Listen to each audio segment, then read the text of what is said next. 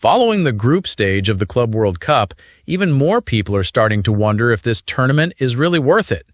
With today's packed football calendar, many now see it as a low-priority event that barely fits into the schedule.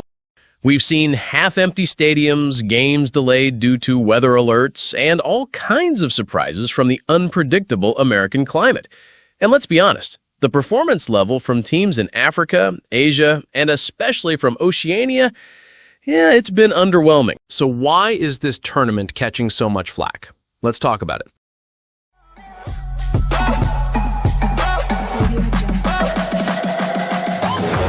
Point 1. Europe is running on empty. Just take a look at the European teams. Many of them look completely burned out. Atletico Madrid, for example, has been struggling with form all season. Porto was all over the place. Chelsea looked slow and uninspired, despite reports that their board was actually banking on this tournament. Inter, still dealing with multiple setbacks and the loss of their coach to Al Hilal Saudi Arabia. Their squad keeps changing match by match.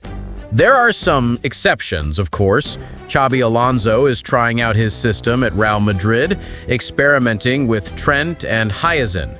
Borussia Dortmund is doing their usual thing. High energy, a little chaotic, but fun. And Bayern, as always, clinical and dominant when it matters. Still, you get the sense that the big European clubs are treating this tournament like a friendly. It's not the Champions League, not even close, at least for now. Point 2. The team selection makes no sense. Let's talk about how the clubs even got here. Europe's representatives were picked based on international success from 2021 to 2024, plus club rankings and coefficients. So you've got Chelsea, Real Madrid, and Manchester City, all past Champions League winners.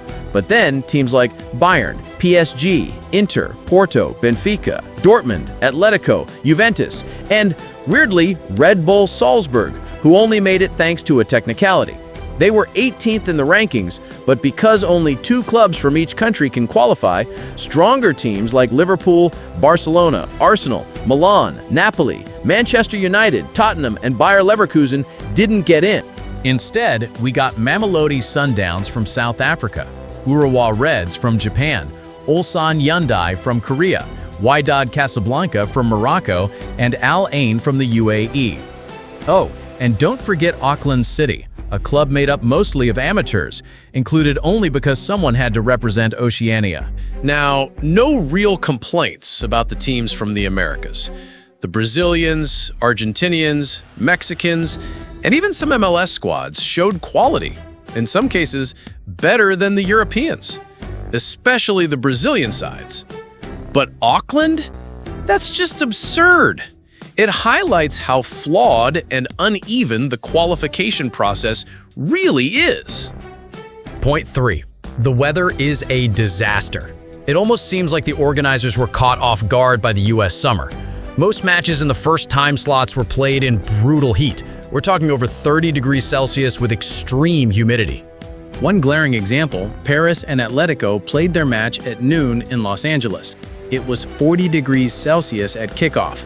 Why? Because they wanted to cater to the European TV audience.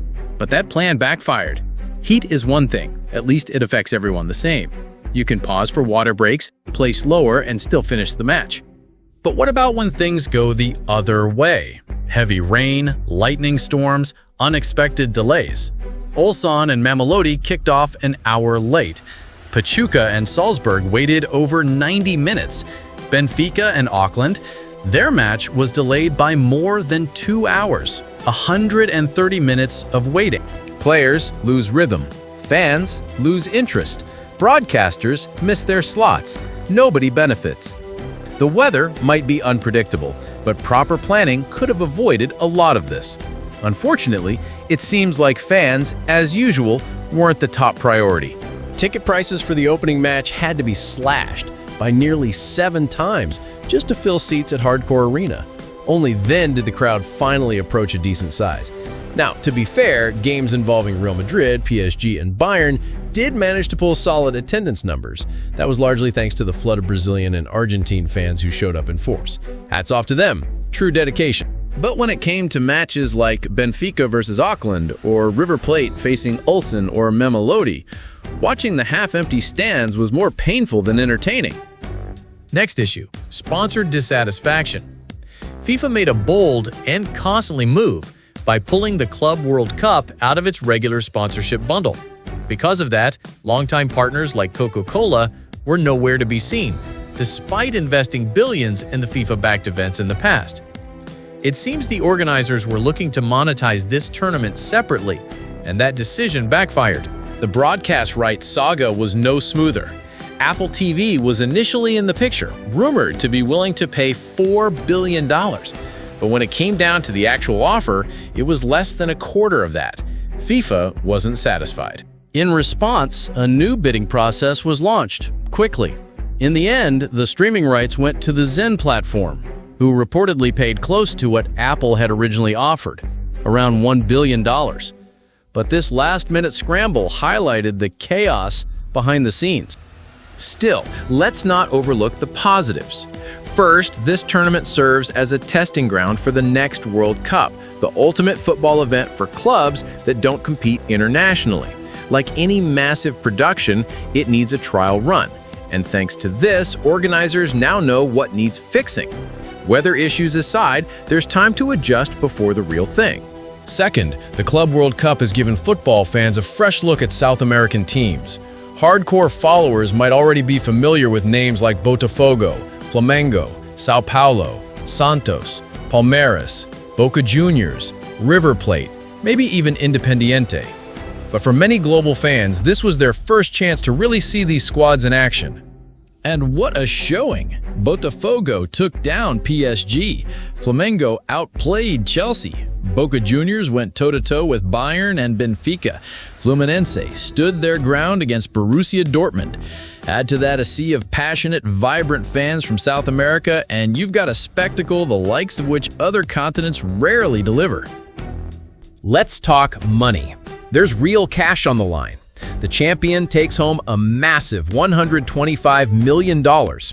Teams get $2 million per group stage win, $1 million for a draw, and $7.5 million just for making the knockouts. Even teams that don't make waves on the pitch walk away with something. Take Auckland City. They're guaranteed $5.8 million simply for participating. That's enough to sustain the entire club for several years. For teams from Africa and Asia, the payout is even better, $9.55 million each. Financially, this tournament is a game changer for smaller clubs. And when you see heavyweights like Real Madrid show up, even with all their usual skepticism, you know the prize money is turning heads. That kind of income is impossible to ignore. So what's the takeaway? You can embrace this tournament as a celebration of global football, or you can roll your eyes and scoff at the chaos and mismatches. Either way, you're not wrong, because the truth lies somewhere in between. For now, it's not a priority for the European giants. It's not at the level of the Champions League. Teams aren't resting players or shifting their transfer strategies just to win this thing. But imagine this, a South American club lifting the trophy. Brazil or Argentina, with their deep love for the game, showing the world what real passion looks like. That's something worth watching. So, give the video a thumbs up and let us know in the comments. Are you watching the Club World Cup? And who are you rooting for?